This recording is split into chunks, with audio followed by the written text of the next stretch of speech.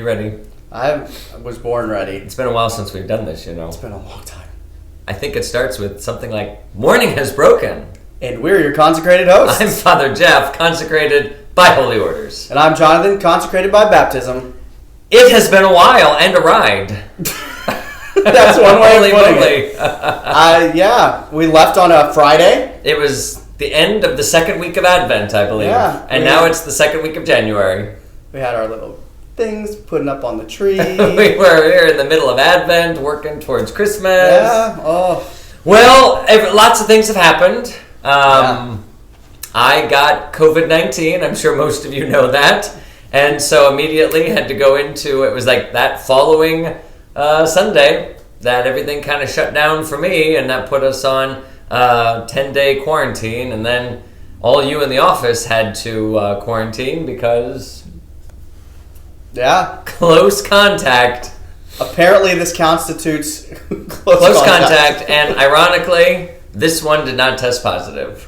You never got it. No. Which was good. It didn't cancel my Christmas plan, so I was still able to go down to Texas. But... That's right, because you were leaving then the following week. I still haven't got it, so yeah. It's lurking out there for you, Jonathan. Hopefully not. Hopefully not. Maybe you're just naturally immune.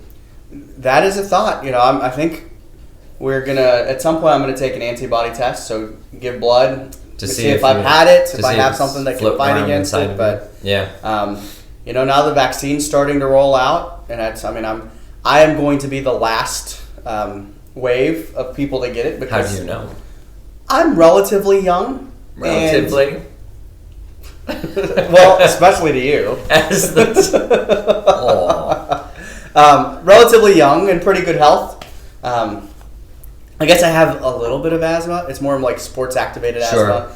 But I don't even have an inhaler, so it's not like it's that much of a deal. So I'm really low risk at it turning into something awful.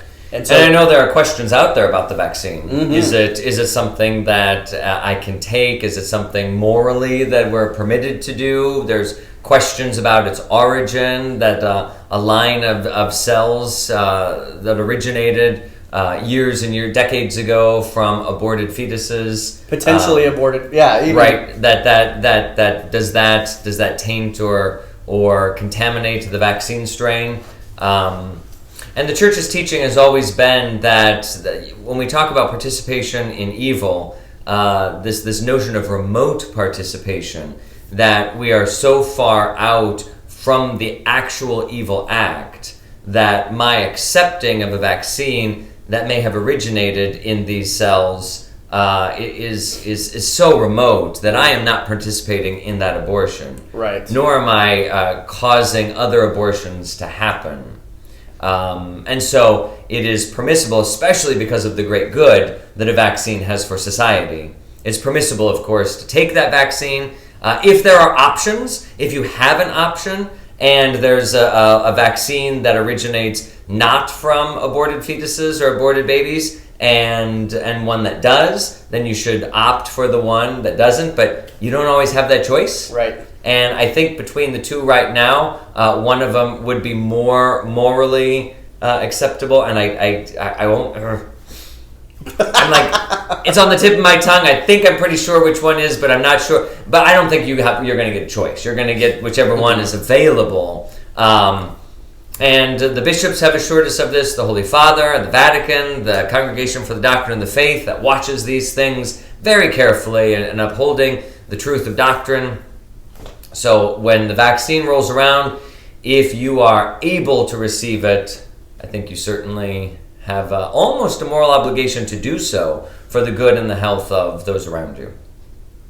For society's good. Yeah. The common good. The common good. The common good.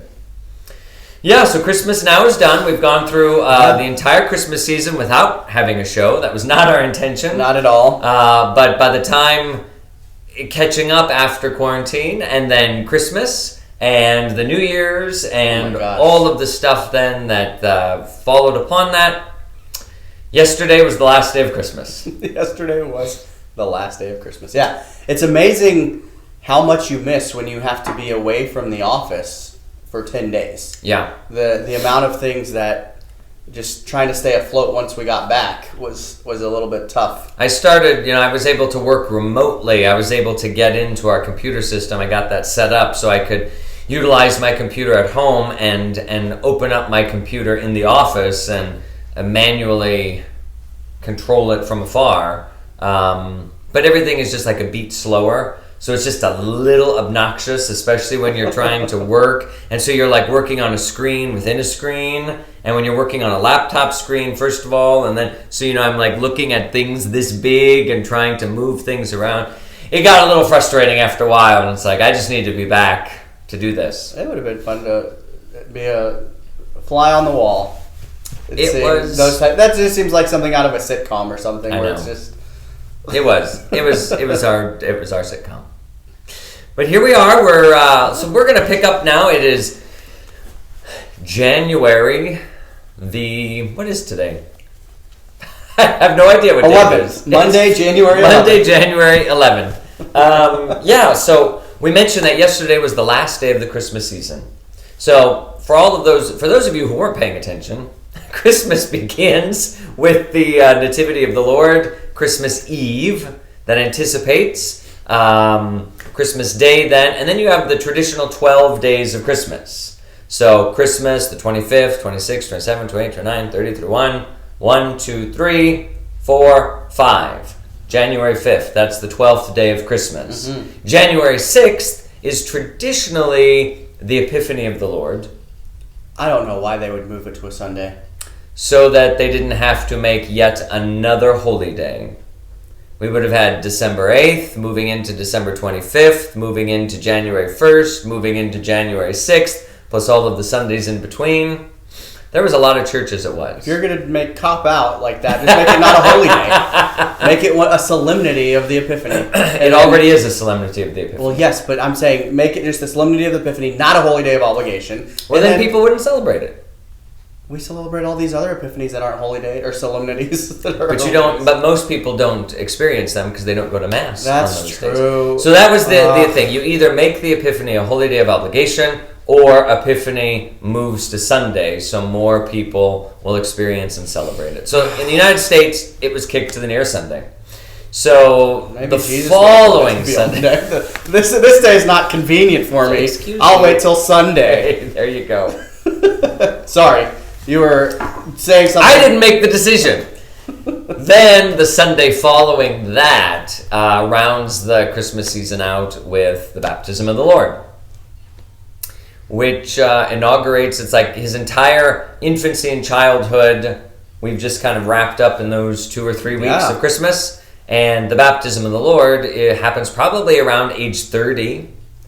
And he appears now on the scene, leaving those hidden years behind to begin his ministry. So that's what we celebrated yesterday, which opens today then, the first day of ordinary time.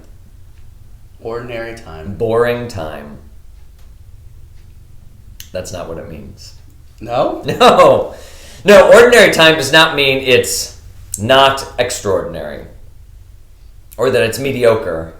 That's not what ordinary time means. Ordinaries are, well, think of numbers. If you're going to count, you count 1, 2, 3, 4, 5. Those are your cardinal numbers. They're the main numbers. Mm-hmm.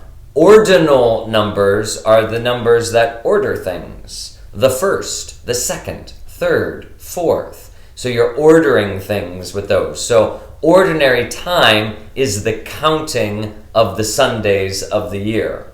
The first, the second, the third. So ordinary time is the counting of the Sundays, the counting of the Lord's days, as it were. So this period of time after the Epiphany, ordinary time is a construct of the Second Vatican Council. Yes. So yeah, yes and no. I mean, it's the seasons were there, but they're titled differently. Right. This time traditionally would have been known as Epiphany Tide, the season of Epiphany, and so the counting of the days would have been the first Sunday after Epiphany, the second Sunday after Epiphany, the third Sunday after Epiphany, until you got to pre-Lent, and like you've got 3 Sundays of pre-Lent, like, uh-oh, everybody, get ready, Lent is coming up, so let's not have a big be a culture shock. Then you had the Sundays of Lent, and Easter, Passiontide, Easter, Eastertide, which concludes really with Trinity Sunday. And then you had the first Sunday after Trinity, the second Sunday after Trinity, the third Sunday after Trinity. So those after Epiphanies and after Trinities became ordinary time. If we're going to count, rather than counting the afters, let's just count the Lord's days on their own. So that was the logic. There are pros and cons against it, for and against, as with all things. After Trinity, does that end at Advent? Yeah, it goes all the way to Christ the King. Okay. So yeah, that's... So like the 20-something Sunday after Trinity, and then Christ the King. Like you said, there are pros and cons, because it's nice to know, when you jump from the 7th Sunday of Ordinary Time, whatever it is, but then you go into Easter, or Lent and Easter, and then you jump into the 8th Sunday of Ordinary Time after all of that. It's a little bit... Right. But then you also know that it's not that special time within the church. They're not celebrating anything extraordinary. Right. And I think that was the reason why the Second Vatican Council wanted to focus on, because I guess the thought was, from what I understand, that when you were counting it as the Sundays after Epiphany and the Sundays after Trinity, it was like this time is not festal, so it's not like the Christmas or the Easter or whatever season.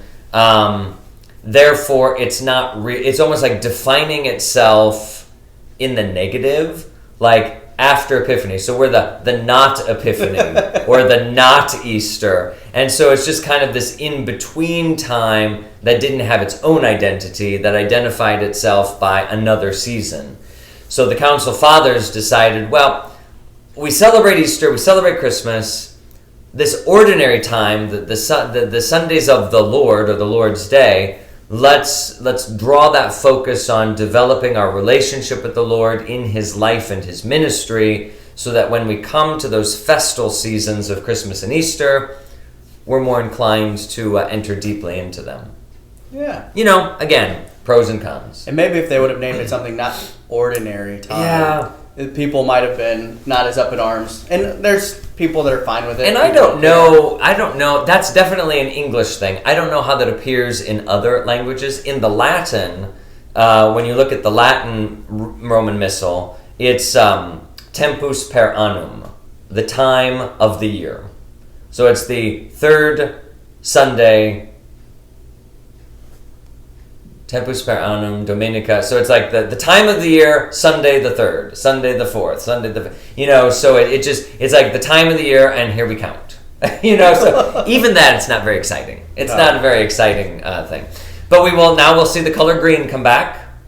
Green being the color of hope, because it's that, especially when you're in the dreary of winter, you're the dreary, the winter. We got the sun finally for the first time in like 3 weeks. I know, I'm excited. So that's a nice thing. It's going to brighten things up, because it's been gray and cloudy the last several weeks here in Omaha. But the green, when you see those evergreen trees, that's why we use them at Christmas time so much, because these signs of life and signs of not everything is dead. That green of ordinary time is that sign of life, that our faith should be growing, and green is the color of hope, that we are looking for something, we are hoping in something. So this coming Sunday, we will be back to and these weekdays we'll be back to green. Excellent. Color of life and hope. No, I think ordinary time is such an opportunity for us to grow, where during Lent and Advent we are so focused on certain things that I lose sight of the greater picture sometimes. Where in ordinary time we can learn and practice living extraordinarily in an ordinary way. Right. Where we are called to all be saints, but we're not all called to go be the greatest evangelist in the world, to go do these great things. We might be called to do some of those things. However, in our everyday life, we're called to be holy. And that in of itself is extraordinary. That is. And, I think that we'll give a little plug here. I think that is one of the reasons why one of the number one podcasts in the new year is Father Mike Schmidt's Ascension Press, reading the Bible in the course of a year. Yes. And it's like one of the highest ranking. I just read an article even this morning, like, what's this? This Catholic Bible in a 1 year sort of podcast. But people are hungering. We don't need any more news. We have all the news we can get and all the commentaries on the news we can get. We don't need any more of that. No. But what people are looking for is they're looking for some depth, some spiritual growth, whatever. So if you're a podcast listener or you want to do that, I'm sure it's going to be an excellent series where he reads some scripture from throughout the Bible and kind of looking at it in its historical context and giving meaning to it. And I have not listened to any of them yet. I don't know if you have. I have. You have. And so it's really, they use Jeff Caven's Adventure Bible. I had a feeling that's what they might be doing that. And Great Adventure Bible. So they actually use that text. But what Jeff Cavins did with the Great Adventure Bible is he took the 14 narrative books of the Bible, and that is the primary story. The story. That is the narrative part of the Bible, story. And so they talked about in the podcast how they tried to read through the whole Bible, and somewhere in the middle of the Old Testament you just lose because it's not exciting. It doesn't go in order. No, it doesn't make sense. There's no... And so they do a wonderful job of, you're going through those narrative books, but then they're incorporating other things and drop in other things. So you're going to get through the whole Bible, but it's not reading it cover to cover. From front to back. And it gives some great insight into the connections and everything else that's happening. And it's a wonderful way of actually learning what is going on. Absolutely. Because remember, the Bible, the word Bible literally means library. Like the word biblios is library. And so what you're getting is you're getting a library of books. Now, you would not walk into your public library and just take the first book off the shelf, read it, put it back, and then take the next book, read it, and the next book. You would never, that would be as boring as I don't know what. If you were trying to study the history of, the Second World War, you might start with this. And then it's like, oh, that person is interesting. Let me go to the biography section now and read about that person. Oh, that's science. Now let me go to the science section and read about nuclear fission and fusion. And oh, that leads me. So you in order to read it that makes sense, you are going to have to jump around a little bit. And that's exactly what the Great Bible Adventure does. Let's find all of the pieces that go together in the Bible and put them in a path that makes sense. Right. Yeah. Because if it's in the Bible, there's a reason for it being in there.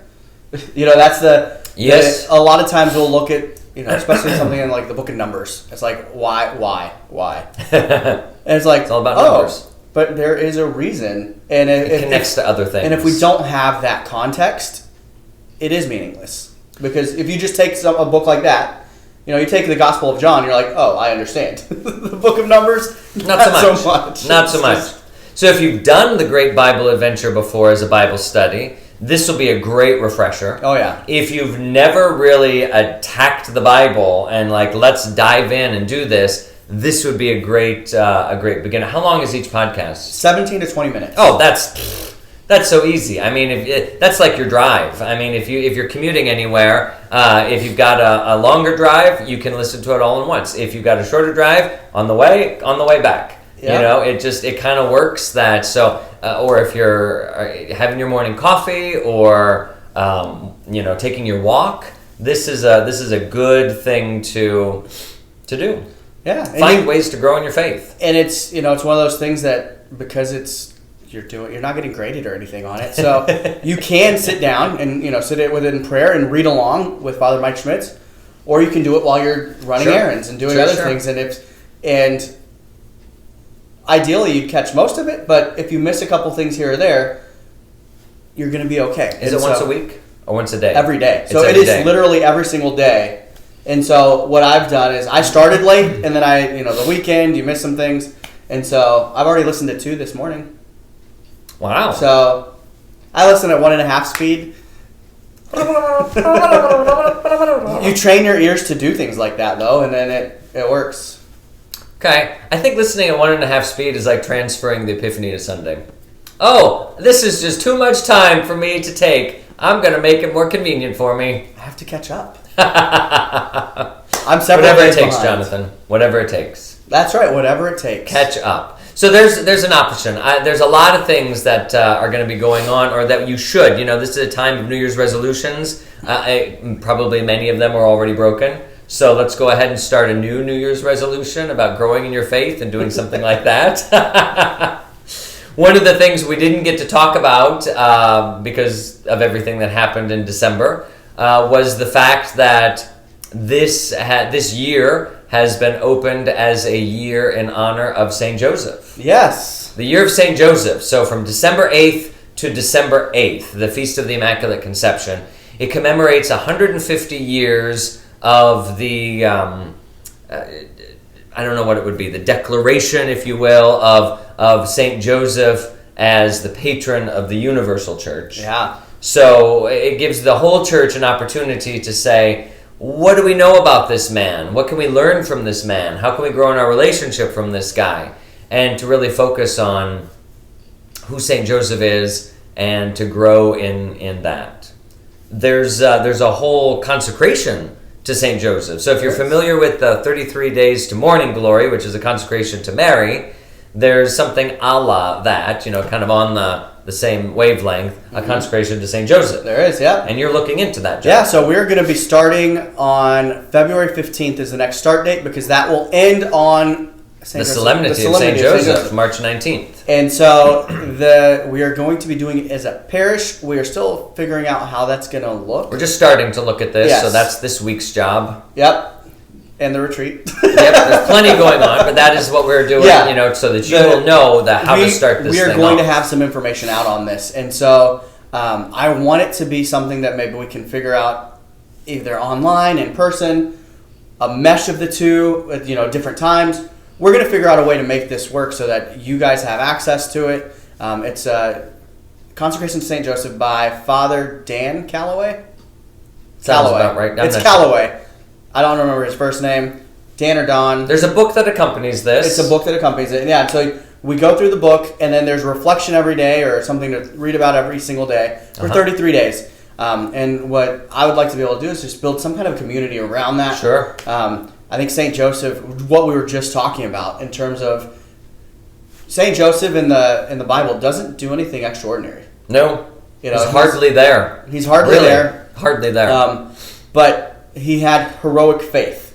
He stayed with Mary. He was the father of the Holy Family. I mean, that's pretty big in itself. And you can just think of your own life. Where are you in your own life? And so there's so much we can learn from the humility and just, St. Joseph is such a great figure. And so we're going to dive deeper into it. I haven't done it myself, so it's kind of an exciting thing. Yep. A lot of times it's along the way. You do things that you've done already, and right? It's a rehash, and this is something I get to just dive in head first with everybody else. There's an old saying in the church, "Ite ad Joseph," go to Joseph. In some sense, it has a twofold meaning. It kind of refers to, on the one hand, the Old Testament story when Joseph was made chief in the court of Egypt. And when famine had struck the land and the brothers went to go get relief and ask for food for their family, they came to Joseph without knowing that he was Joseph, because they had sold him into slavery years before. And he was their savior. I mean, he provided for them. And so this go to Joseph mentality. Then in the New Testament, of course, go to Joseph. And you may not know exactly who he is, because he is painted so thinly in the Bible. We don't have great details. But to go to him and he will provide and just quietly show you the way is just a beautiful theological understanding of who Joseph is. So that's another opportunity for growth this year.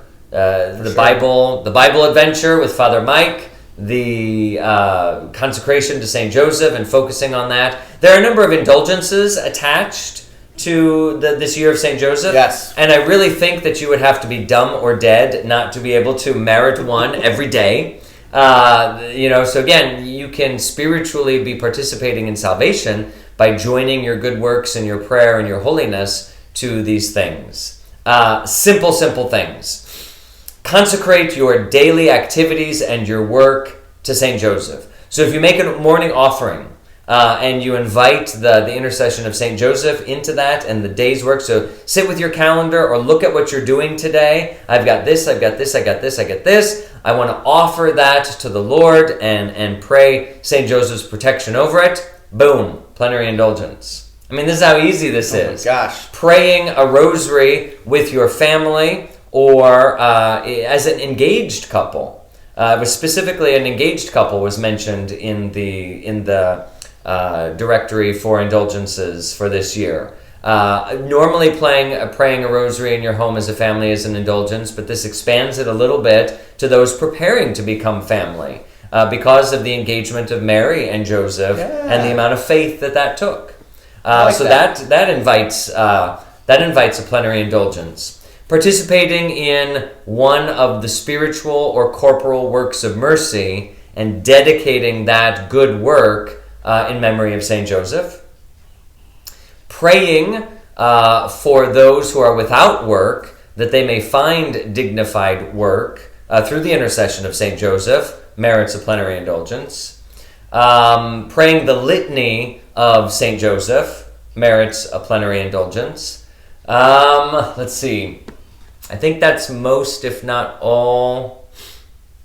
There's a list of them on the bulletin's front cover from yesterday. I highlighted what the indulgences were for the year, and I want to say that hits the majority of them, if not all of them. If not, check our website. The bulletin's there. So they're super easy. I mean, for the love of God, you should be able to do this. Like I said, you have to be dumb or dead not to be able to do a good work and offer it for the benefit of someone who's died or even your own soul. Keeping in mind that every plenary indulgence, one a day, tied to a Holy Communion and prayers for the Holy Father, and then always being in a state of grace, which means sacrament of reconciliation at least once every 40 days or so. So you've got a 20-day buffer period on each end of the merit. Yeah. So good things to do to keep ourselves focused. And if you don't know, we're doing a little change around with this program, Jonathan. Tell us about it. Well, we are not going to be a 4-day-a-week show anymore. We are not. Fear not, though. We are still going to be here, though, and it's going to be once a week. Right now we're thinking Mondays. That could change. But it'll probably be Mondays. Mondays is a good day to drop a thing. We'll see. Yeah, we'll see. But we're thinking Mondays, like today. And, so it'll just be once a week. We can kind of look at the week ahead, kind of think about what's coming up for the, do we have a particular focus for the week? Are there various saints that we want to highlight? What about the upcoming Sunday? So really, hopefully it will be spiritual nourishment to get your week started after the Lord's Day and moving through the course of the days. Yeah, so just... And any other topics that, strike our fancy. I think we're still in the middle of looking at liturgy. We were in the middle of Advent. We started going through the elements of the church and liturgical principles and things like that. We'll probably come back to that here or there. I'm not sure. Maybe. We'll see where it goes. We're starting afresh. Things were kind of thrown off the hinges at the end of the year, so we're starting over again. Yep. And this is where we're starting. So maybe we'll develop this into a podcast for those of you who like to listen rather than watch. And if it's easier then to do that, that's a homework assignment for Jonathan as well. Yep. You'll be able to watch us at 1.5 speed, just like I like to listen and things like that. Yep. Exactly. You can just talk very quickly. Yep. Very fine. Well, Jonathan, this kicks us off for a new year. Yeah. Happy New Year to all of you. Happy ordinary time as we begin this journey now. So grow in your faith and live in hope. Cheers.